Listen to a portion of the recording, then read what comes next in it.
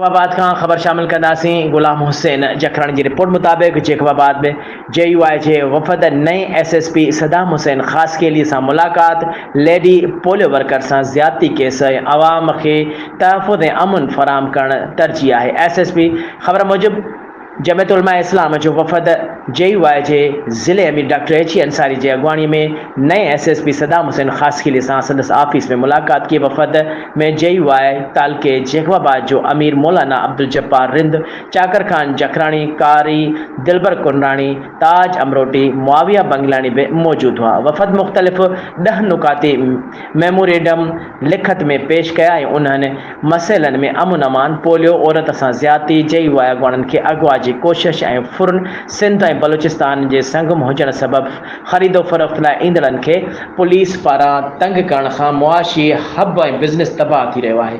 Police जी निगरानी हेठि समाजी बुरायूं ऐं मुनशियात जी रोकथाम कई वञे।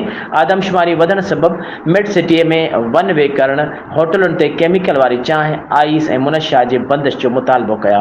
SSP यकीन ॾियारियो त मसइला हल करणु ऐं पोलियो वर्कर केस में अमन अमान क़ाइमु करणु मुंहिंजी तरजीह आहे। हुन चयो त अवाम जे ताउन सां मसइला हल करण जी कोशिश कई वेंदी।